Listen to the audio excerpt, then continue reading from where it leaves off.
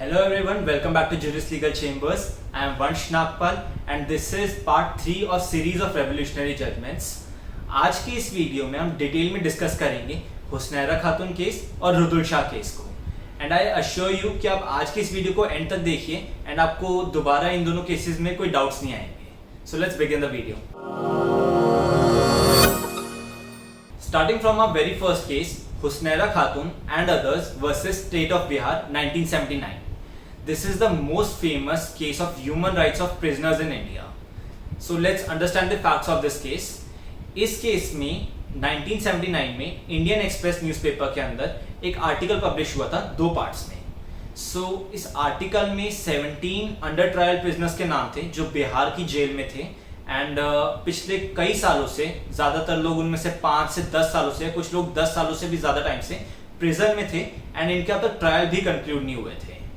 इनमें से काफ़ी लोग ऐसे थे जिन्हें चार्ज जिन ऑफेंसेस के लिए किया गया था उनकी सज़ाई कुछ महीनों की या 1-2 सालों की थी एंड ये पिछले कई सालों से सिर्फ प्रिजन में रह रहे थे. अगर इन्हें गिल्टी भी फाउंड किया जाता तो भी अब तक छूट जाने चाहिए थे. इंडियन एक्सप्रेस की इस रिपोर्ट को पढ़ने वालों में से एक नाम एडवोकेट पुष्पा कपिला हिंगोरानी जी का भी था. इन्होंने रिपोर्ट पढ़ी और सुप्रीम कोर्ट में as a public spirited person एक PIL फाइल करी. The case is very famous because ये PIL पब्लिक इंटरेस्ट लिटिगेशन का पहला केस माना जाता है and advocate Pushpa Kapila Hingorani ji is termed as mother of PIL public interest litigation. So the petition for writ of habeas corpus was filed under Article 32 on the basis of this article in the Indian Express newspaper. And petition में petitioner जो थे वो हुस्नैरा खातून और बाकी 16 prisoners थे. This case was heard by the divisional bench of 3 judges of Supreme Court comprising of Justice A.D. Kaushal, Justice P.N. Bhagwati and Justice R.S. Pathak. इस case में Supreme Court के सामने टोटल 2 मेजर क्वेश्चंस आए थे. First one was whether right to speedy trial is a fundamental right और not and second question was that whether free legal aid which is guaranteed under article 39A of constitution of India is it enforceable by law और not. So Supreme court में ये देखा गया कि ऐसे हजारों लोग हैं इंडिया के अंदर जिनमें से कुछ बच्चे और कुछ औरतें भी हैं जिन्हें जेल भेजा गया है एंड इनके ट्रायल शुरू नहीं हो रहे. सो ये काफ़ी टाइम से ऐसे काफ़ी लोग जेल में हैं. कुछ लोग इनमें से 3 से 10 साल से जेल में एंड ज़्यादातर लोगों ने जो ऑफेंसेस के लिए जिन्हें चार्ज किया गया है वो ऑफेंसेस अगर प्रूव हो भी जाएंगे तो उसकी सज़ा कुछ महीनों की होगी या 1-2 सालों की होगी. बट यहाँ पे ये लोग पिछले कितने सालों से जेल में रह रहे हैं एंड इनके ट्रायल शुरू भी नहीं हो रहे.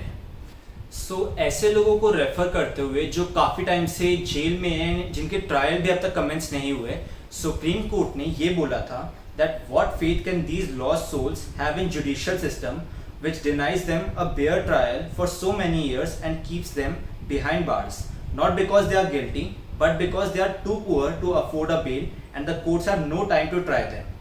It is travesty of justice that many poor accused little Indians are forced into long cellular servitudes for little offences because the bail procedure is beyond their meager means and trials don't commence and even if they do they never conclude. So इसमें भी supreme court ने यही बोला था that trials इसलिए शुरू नहीं होते बिकॉज कोर्ट के पास टाइम नहीं होता या फिर ऐसे लोगों के पास इतने पैसे नहीं होते, इतने मीन्स नहीं होते कि वो अपने ट्रायल में अपने आप को ठीक से रिप्रेजेंट करवा पाए. In fact, as we refer to United States, वहाँ पे right to speedy trial is a constitutionally protected right.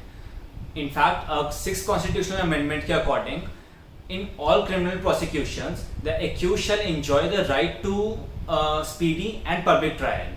Her criminal case के अंदर USA में accused को speedy trial और public trial का right होता है. In fact, Article 3 of European Convention on Human Rights also stated that everyone arrested or detained shall be entitled to trial within a reasonable time or to release pending trial. So first issue को consider करते हुए supreme court ने finally ये held करा that speedy trial is the essence of criminal justice and delay of trial itself constitutes to denial of justice.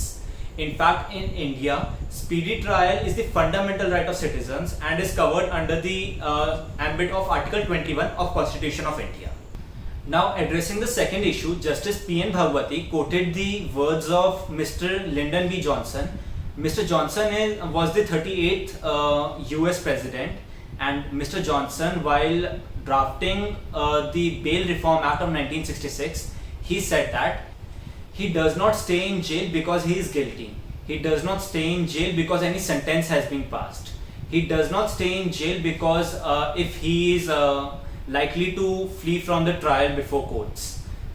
Rather, he stays in jail only because for one reason, that he is poor. So Supreme Court का इसमें ये opinion था कि उस time पे bail system India के अंदर it was extremely unsatisfactory and needed a drastic change because it was discriminatory in nature.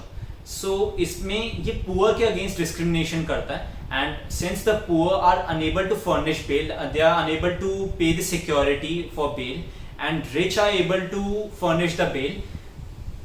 गरीब लोगों को जेल में रहना पड़ता है एंड अमीर लोग जो होते हैं वो बेल लेके बाहर निकल जाते हैं.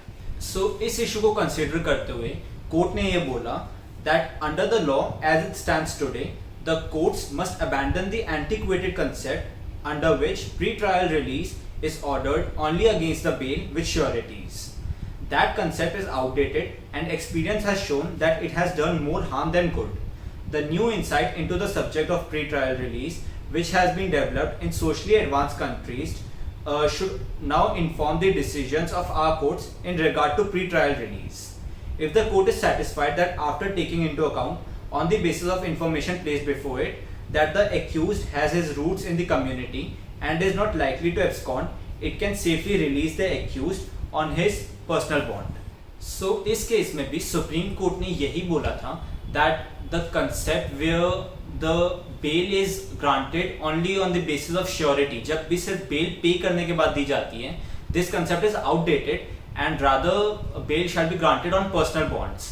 So इस concept से नुकसान ही हुआ है, फायदा नहीं हुआ, एंड हमें सोशली एडवांस कंट्रीज की तरह करना चाहिए जहाँ पे पर्सनल बॉन्ड के बेसिस पे बेल दे दी जाती है. एंड इस केस में टोटल सुप्रीम कोर्ट ने ये 8 गाइडलाइंस दी थी, 8 फैक्टर्स बताए थे जिनके बेसिस पे ये देखा जा सकता है कि if that person has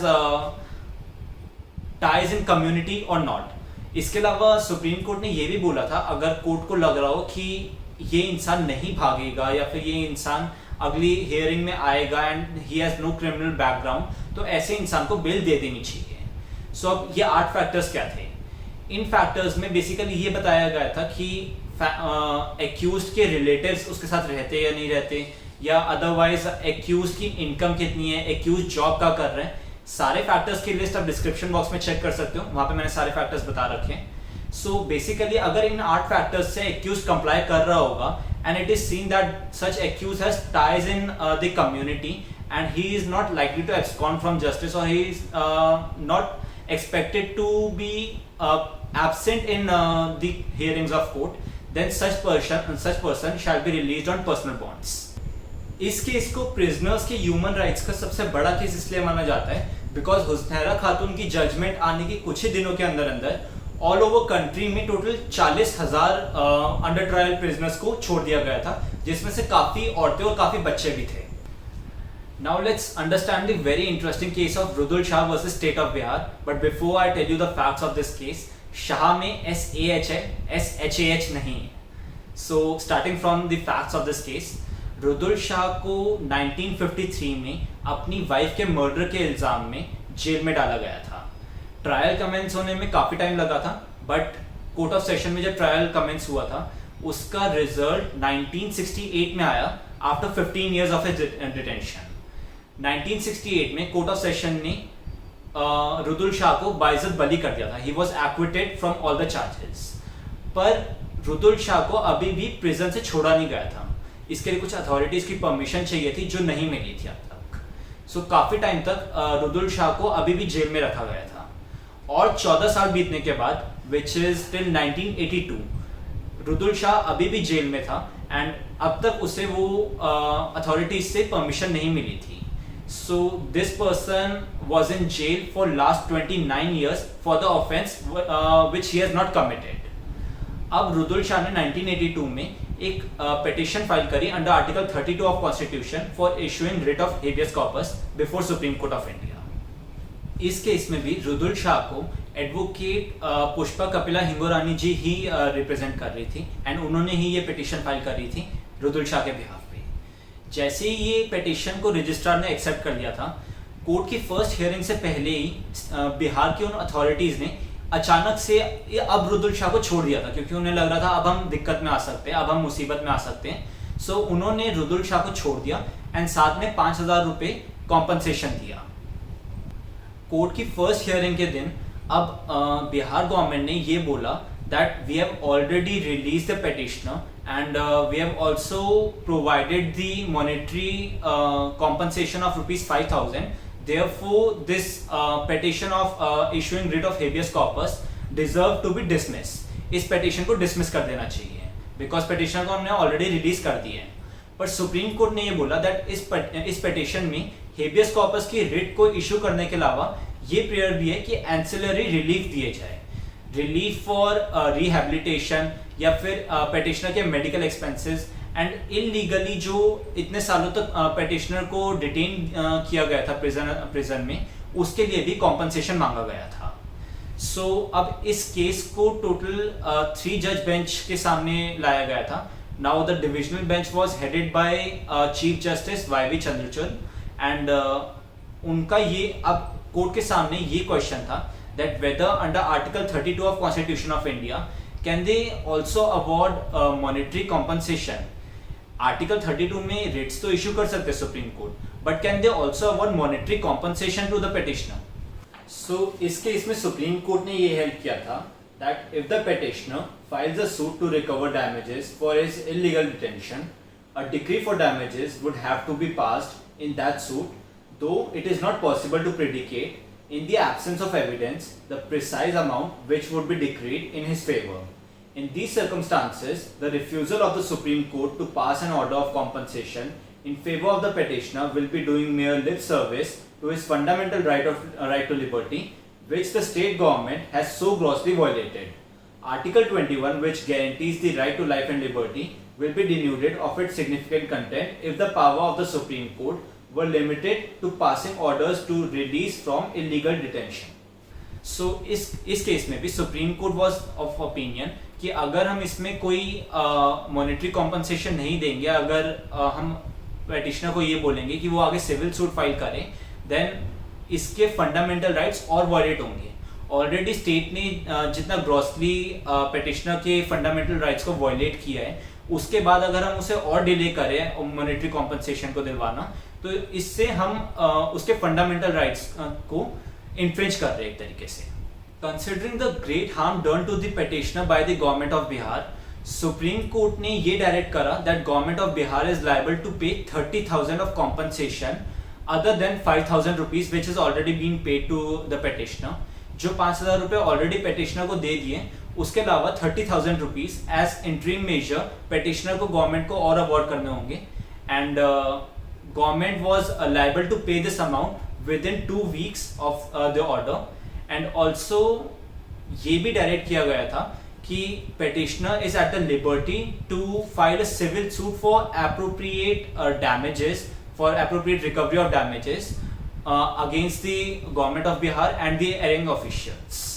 So at last issue को आंसर करते हुए सुप्रीम कोर्ट ने ये बोला that yes, they have the power under Article 32 of Constitution of India to pass the order of compensation for infringement of fundamental right.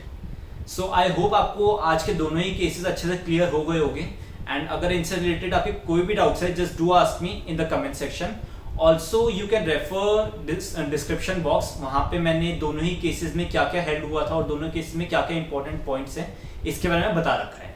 So thank you so much for watching and don't forget to like and share the video. Thank you so much.